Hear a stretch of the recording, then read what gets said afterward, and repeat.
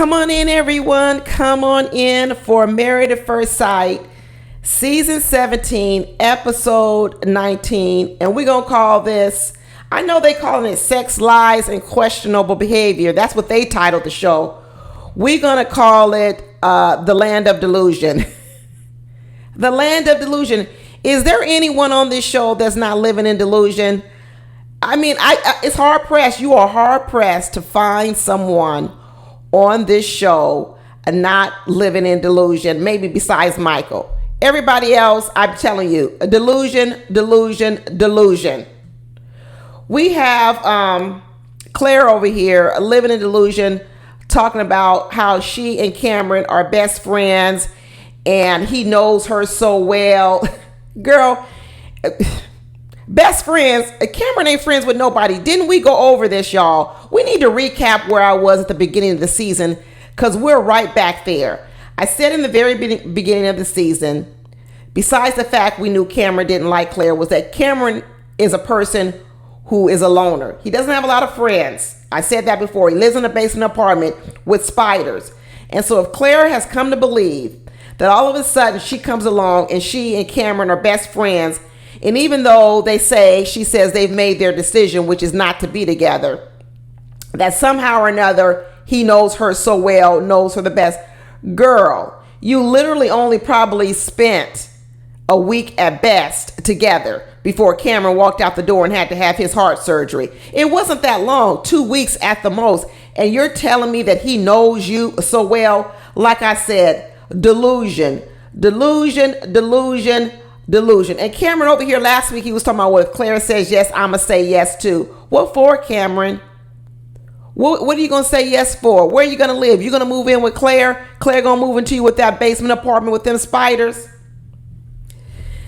You know, everybody on this show, like I said, going back to the very beginning, when I said everybody, all these men don't like these wives. And all the men have lived in delusion because they somehow believed that they could be on camera 10 hours a day. And these cameras would be catching all this stuff. And somehow they would be able to cover up the fact to all of us viewers that they don't like these wives. Delusion. They came up with the idea that, hey, let's just fake it till we make it. Let's pretend we like these wives. Let's keep our image intact. Let's do all these things. And somehow all us viewers are so dumb that we wouldn't pick up on it. Hell, I picked up on it on episode 2 or 3. I sure did. I picked up on it then. I sure did pick up on it then that they don't like their wives and all of them were faking it. Faking it. Was there a moment or two I thought, well, maybe I'm wrong? Because you know who the best actor was for the longest time? It was Austin. I originally thought he was going to be the worst. And then I thought, man, he sure is acting well. Maybe I'm wrong. He had me questioning me. He had me thinking I was delusional. But come and find out, nope, I was right on the money. First instinct, first guts, delusional. I stand on what I said early in the episode. Thank you, Orion and Lauren. People may not like Orion. People may not like Lauren, whatever. But you know what? Thank you for you too, that you pulled the plug early enough. You could have done it sooner. You kind of wore your welcome out a little bit too long. I really wish you would have gone sooner. But at least we're not still here on episode 19 listening to all your delusion. I am happy about that. One of the biggest delusional people has to be Emily. It's got to be Emily. Emily's got to be one of the most delusional persons on here. And let me tell you how both people are delusional. It's not just actually the men who tried to fake it till they make it, who tried to believe that we wouldn't be able to see through all this cover up, all this bull crap that they're doing. It's not just them who are delusional with their scheme. The women are delusional too. And I talked about this last week. The women are delusional because they actually don't see their negative parts either. Because here's the problem with both of these couples, the two people in the couples. They both got issues. But what they spend all their time doing is trying to cover up their issues and blaming the other person. Between Brennan, delusional Brennan, who thought we wouldn't see the Jeffrey Dahmer in him, the craziness in him, the mental twist he puts Emily to. For him to think we didn't see that from the very beginning, he was delusional. Then for Emily to think that we wouldn't see from the very beginning that she is nasty. He's right about that. She does have a bad attitude. I know Emily wants to walk around here and say that's the least I am. No, Emily, we've seen you get nasty with several different people. That's how I know Emily is nasty. That's how I know she is. You know how I know she is? Because if her nastiness was only contained to Brennan, only Brennan, I could see it. I couldn't see all of it, but I could see some of it. But just like Brennan pointed out, and which I pointed out back then too, the comments she said about Chloe and Michael were nasty. They were rude and they're mean and they were unnecessary. That tells me who she is down in her core, that she would bring up a comment like that at someone's wedding. It was rude, it was mean, it was nasty. Then when I saw her on after party with Keisha Knight Pulliam, I know people were mad at Keisha Knight Pulliam. Nope. That nasty attitude of Emily's came out. Nasty, and she's also been nasty to other people on the show. Other people on the after party show. Emily is nasty, and she lives in a land of delusion because according to Emily, if you really just believe Emily out here in the world, Emily is this nice person, the best attitude, but the whole season, all Emily's done is talked about people. She talked about her daddy like a dog, she talked about her daddy. She did talk about her daddy. She talked about those friends who met Brennan early in the season. She talked bad about Brennan and told those friends, and then those friends came and talked bad about Brennan in his face. Let's be real about it. Emily likes to talk negative stuff. She does. And she doesn't recognize that about her. So it doesn't negate the fact of who Brennan is. Brennan has got his own issues. Like I said about Brennan earlier on, he's used to what his parents had. Okay? He's used to a wife who doesn't say anything, who doesn't speak up, who doesn't talk back. That's what his mother is to that drunk daddy he probably got. That's why he was triggered by Emily. You see, Emily started drinking again this episode, y'all. Did you notice on the very beginning of the episode, they kept panning in on Emily's water.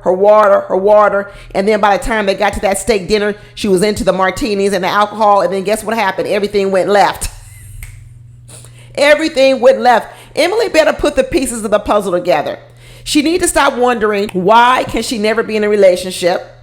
Why do her relationships end after the third date or whatever she said goes on? Why are people calling her a negative attitude and all that? Not only Brennan, out here in the streets, me too, we're saying it. Okay? She needs to go back. She needs to figure out how her personality changes when she drinks. She's not putting the pieces of the puzzle together.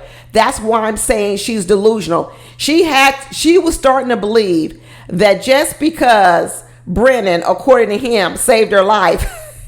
Brennan said he saved her life. Brennan, not the EMTs, not the ambulance, not everybody else there. Brennan saying, because I was the one that put pressure on your wound, I was the one that saved your life. Because nobody else would have done it. Brennan, he's delusional. I'm telling you, is there a person on this show that's not even delusional? They're all delusional. Emily really thought that these two were back on track and were going to get back together after the accident, saying, thank God, maybe this is what needed. I need to run into a tree in order for us to come together. No, Emily, even running into that tree didn't knock no sense in your head.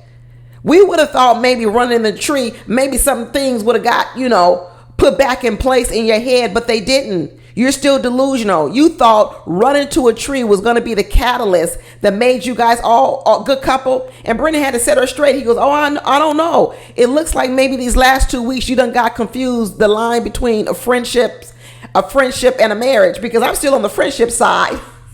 Brennan said he's still on the friendship side and told her, one of the number one things I wanted was somebody who was positive.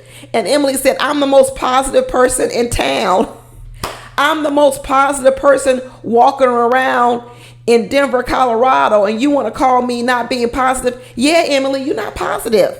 I don't know why you don't see it in yourself. Somebody needs to tell you. Maybe because you stay drinking too long and you don't see yourself. Brennan said you had too high expectations after that accident. I don't know what you thought was going to be a turnaround or a comeback, but this ain't no comeback. All I was there for was to look good. I wanted to look like a doting husband, doting on my wife, nursing her back to health, because that's all Brennan has cared about all season long. His image, his image, his image. But actually what he did was he actually painted a worse image. Because not only now is he viewed as a person who did this to a woman, he looks deceptive and he looks like a liar. And there's nothing Emily did to make Brennan look like that. Brennan looked like deceptive and a liar all on his own. It wasn't what he was doing. It was what he was not doing, Brennan. So you can't blame Emily for making you look like a douchebag, for making you look like a liar, because you could have taken another path.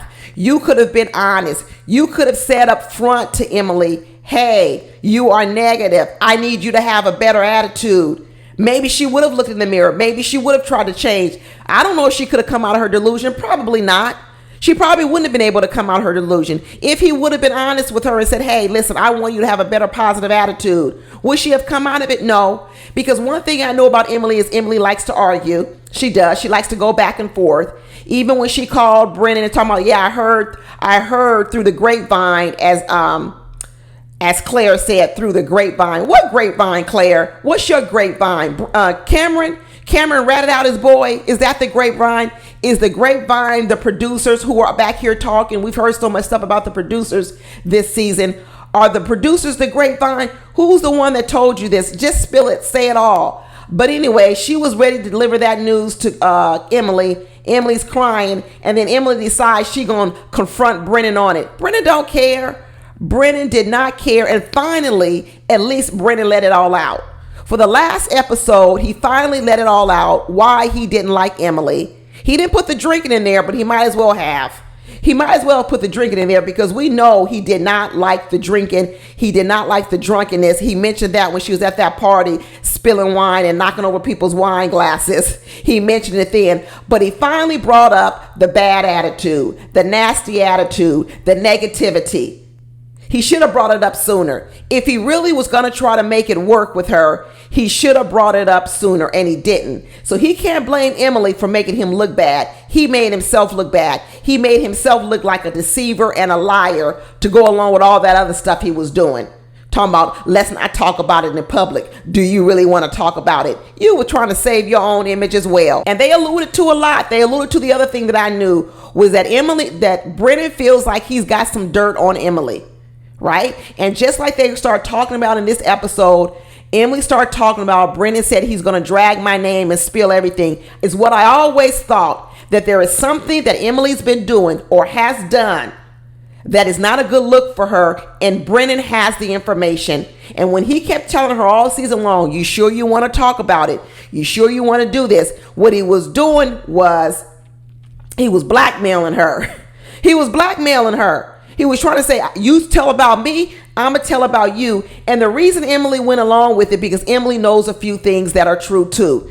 She probably was in a drunken stupor and did some things she's embarrassed about, and she don't want him to tell it. That's probably what it is. And he's been holding over her head, blackmailing her. Just like I said, he's a CIA, Russian mafia, something, Russian mob, something or another. I said that about Emily Brennan earlier, CIA number 654321. And he's been holding over her head all season long. But he wants us to believe that he's the good guy, and that the reason he looks bad is all because of Emily. Absolutely not, Brennan. You made yourself look bad. When Emily had that little breakdown in the bedroom talking to that producer, and that producer was like, oh, I would never, ever consider you that way. These producers have come too close to these cast members. They really have. They're starting to become like their best friends. We had Becca and Austin naming they fish after their producers. I'm like, what's going on here? We've already heard the news that producers were also manipulating the cast members, trying to make them fake it till they make it, encouraging them to fake it till they make it. We've heard a lot of things about these producers where I think they've overstepped. They've overstepped their boundaries. This whole production, everything needs to be wiped clean from Married at First Sight. The writers, the producers, the experts, the cast members. This show needs a whole complete revamp. Maybe they need to do what Real Housewives of Atlanta does. Go on hiatus for a year.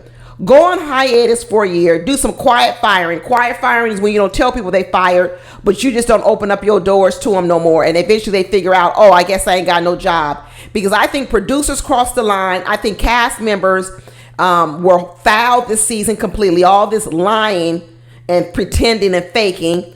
I think the experts were horrible. I was really expecting more from Dr. Pia, but it looks like Dr. Pia eventually just went along with Dr. Pepper and Mr. Calvin, the wannabe pastor. I think at this point in time, it's so corrupt. The whole machine of Married at First Sight, the entire machine needs to be completely dismantled and rebuilt in a new format. Absolutely. They need to go on hiatus for a year. But when Emily came back from that restroom, she said, "Can I get me another Malbec? Give me another glass of wine. I got to make up for lost time." By the end of their little episode and the end of their talking, Emily was like, "I hate this man." I hate this man. And Brennan was like, I'm so happy to be out of here. And he talking about he saved her life. Delusion, delusion, delusion. Then you had Becca and Austin. Becca finally trying to wake up a little bit. At the very end, Becca's starting to come out of her little princess sleep, where she's been lulled to sleep by Austin, the biggest liar all season long. Give him the Academy Award for the best actor, even though we figured it out too. He was acting earlier on. But who knew he'd be the biggest liar, crowned the biggest liar, and he is. He's still lying. He still can't admit. He's still going along with trying to preserve his image and his optics. And I still go back to what I said very early on, that all these men got together very, very early on. They all got together and started talking. If you notice on this show, rarely do you see all the men talking at one time. All the other past seasons, there will be moments where all the men were talking together and all the women. But what you never catch on camera, you never catch all the men together at once. Not a lot of times. You don't. Not since the very beginning. You don't catch Austin and Brennan and all them getting together at one time talking about their feelings for their wives. You don't. And very early on, all these men decided they didn't like these women. They confided in each other. And they all came up with different plans, like I said from the very beginning. And the only person who decided to do differently was Orion, because we know Orion doesn't listen to anyone. And Orion was the one that said, "I'm not going to go along with faking it till I make it. I'm going to tell it up front and I'm going to walk away." And all the men really in the beginning didn't want to do what Orion did.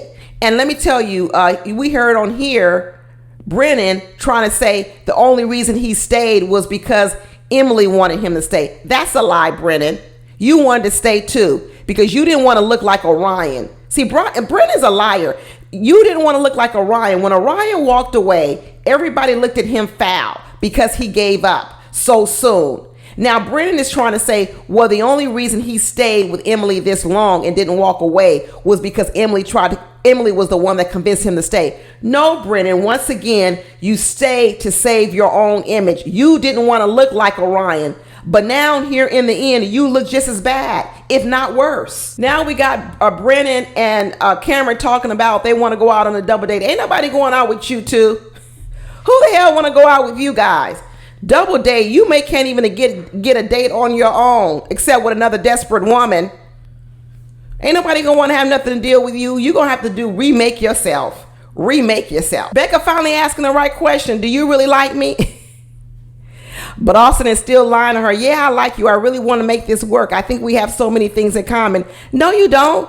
Becca said she sees that when she's getting dressed and she's naked, Austin walked by her like she ain't even there. He's not interested in her. He's not sexually attracted to her. When they was making that little clay thing, that little pottery class, I was scared about what Austin was going to make. I thought he was going to make something for his little peggers. I was like, oh, Austin, don't make something that's going to make me look at you sideways again. Make sure you make something like a teacup or something. Don't make nothing with no point on it, Austin, because I told you I'm really suspect about Austin. I really, really am. And honestly, people keep thinking, oh, no, he's not hitching for the other side. I don't know. Because Austin's such a good actor. Maybe this acting like he really likes women is a part of it, too. His friend even said, I really want to know how Austin is intimately, sexually, because his friend said he don't have no knowledge of it. Austin was the one who said, listen, I normally wait up to 6 months to get intimate with a woman, which means Austin goes out with a lot of women. He's never had no sex with them. Never. I know you people want to say, no, it's not about that, but I believe it is. I believe he is grappling with his sexuality. He absolutely is. When you have more excitement to sleep in another man's bed, that is not something men like to admit to or do. But the other delusion is coming with Becca. Not only is Becca's delusion about the fact that Austin really liked her, that was delusion. But Becca's also got delusion surrounding who she is. First of all, we need to go back again because some of us may have forgotten since it's been 19 episodes. Becca was the one that came on here with all these health problems, all this anxiety, all these issues. And her delusion was that wouldn't matter to a person. So that's why I'm saying these women, because these men started lying so much, a lot of the women got a pass. And what Becca's forgetting is about all what she came in here with and her delusion and thinking that wouldn't matter. Her agnostic, wanting to be with a Christian, but she's agnostic, not wanting to, all her medical issues, endometriosis, anxiety, all these other issues, and her not thinking that none of these things were relevant in the scheme of a marriage, and her thinking everybody should just be willing to blow past this and it's not a big deal. Delusion.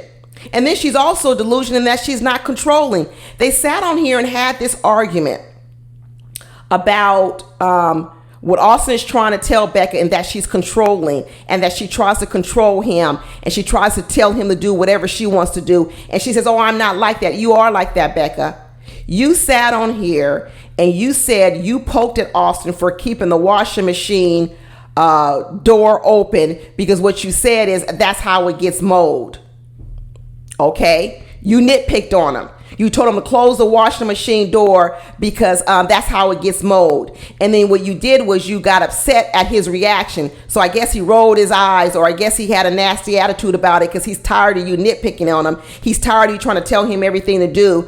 Just like when you were in that store and you're like, no, don't put it in that bag. Put it in this bag. Controlling, telling him what to do. And then you say, no, I'm not nitpicky. I'm not controlling. But then when y'all at this pottery class and Austin is making this figurine for the peggers, and then all of a sudden you go and get his jacket to put on, and he says, well, wash your hands first before you put clay on my jacket. You then turn it around and say, why are you more concerned about yourself instead of me?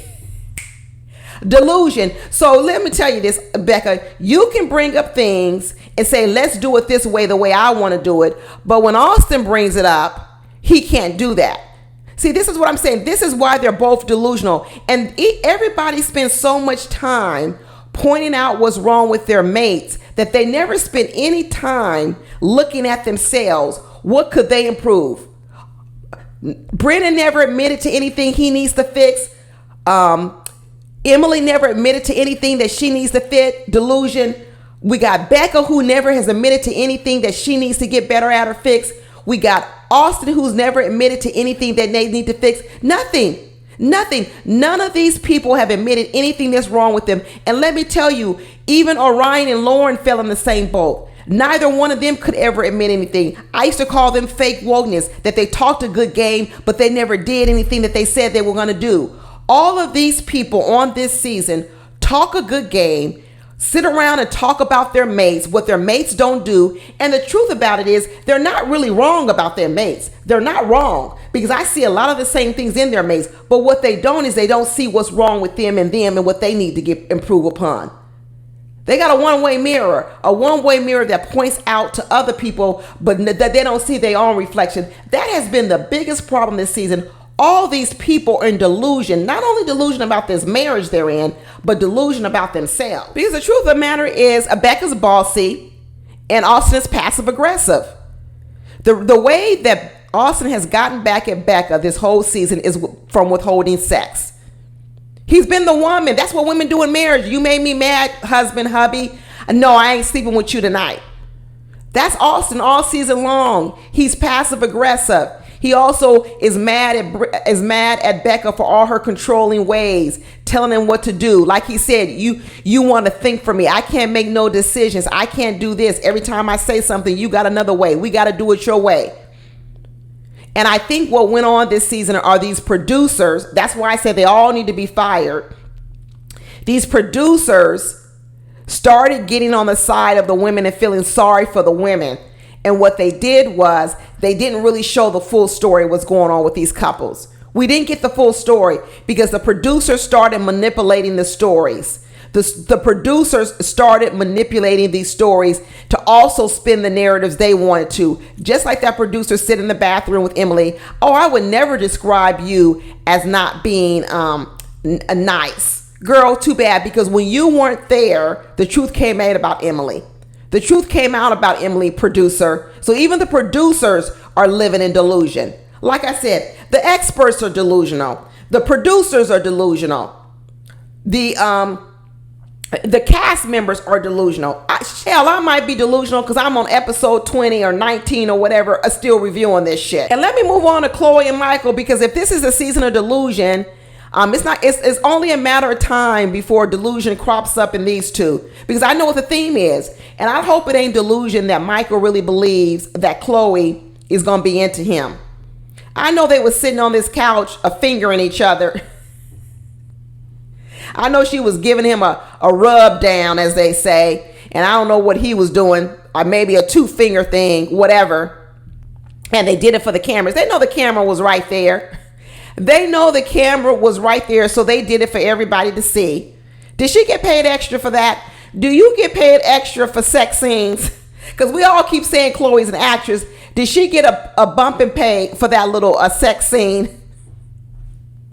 Because why the hell else would they do that in front of the camera for all of us to see, with the dogs laying right there? What kind of bestiality is going on with this? What is going on with this? And let me tell you, Chloe's saying she needs to have a more emotional connection with Michael before she have sex. I said, you just told us, girl, that you keep a vibrator under your pillow. Do you have an emotional connection to that vibrator? Because you just told us you have sex with that on a regular. It's under your pillow. It's not even in the nightstand. It ain't even in the drawer in the bedroom. It's under your pillow, which means you grab it often, very often. And you now mean to tell us that in order for you to have full-on intimacy sex with your husband, you need an emotional connection? Well, do you got an emotional connection with that vibrator? When they was in that sex toy store, she was very happy to be up in there. It seemed like she's a regular patron.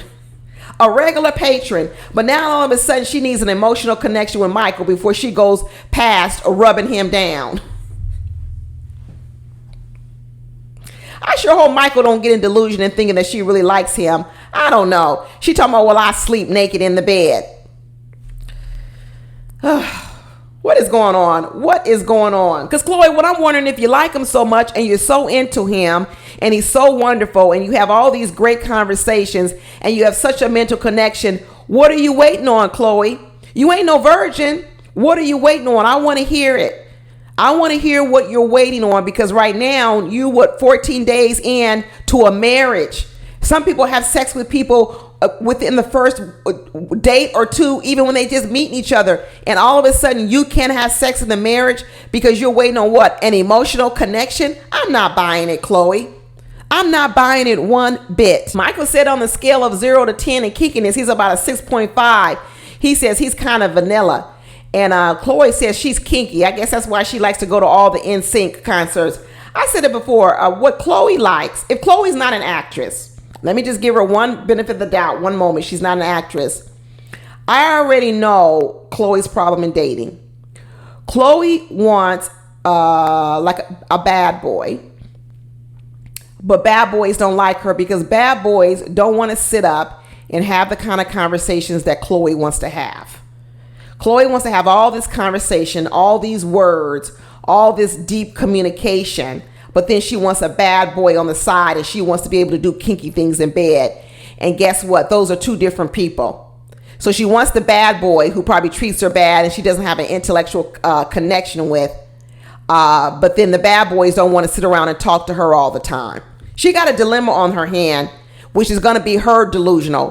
Who are you, Chloe? Who are you? So if you're not really an actress, you're an actress within on your own right, because who are you, Chloe? Who are you? We don't even know who you are. Are you the kinky girl that likes all the sex toys, that wants to go to the NSYNC concerts, be with the in crowd, be around movie stars, clout chasing? Or are you the girl who wants to sit up and have all these intellectual conversations talking about, before I have sex with you, I need an emotional connection with you? Is that what you did at the NSYNC concerts and all them other concerts you was going to, Guns N' Roses, whatever you mentioned? Were you waiting for emotional connections back then? I don't think so, Chloe. I don't think so one bit. Well, the delusion is going to almost be over, y'all. Next week is decision day, and there's not going to be any type of surprise to anything. I think the only reason we're going to be to watch is to see how it finally ends, how it all goes down. Let's see the final lies that all these people bring to the table and to talk about. And let's see if the experts confront them on anything. Probably not. The experts can't confront them because the experts are just as much a big of the problem. You see, you can't hold people's feet to the fire when your hands are dirty too. And like I said, the producer's hands are dirty, the castmates' hands are dirty, the experts' hands are dirty. Everybody's hands are dirty in this. So no one can hold anyone accountable because they were all foul this season. All foul. They need to take a hiatus. Fire everybody, clean it all up, and come back with something new and fresh. So us as the viewers really believe that we're going to get something new. They cannot bring back the same people. If they bring back the same people, they're going to lose the audience. They've already lost us this season. They're going to lose our ability to believe in this if they bring back the same old people. They need to wipe the slate clean and bring back all new people, producers, and experts. Wipe it clean. Anyway, that's it, y'all. Talk to you later. Bye.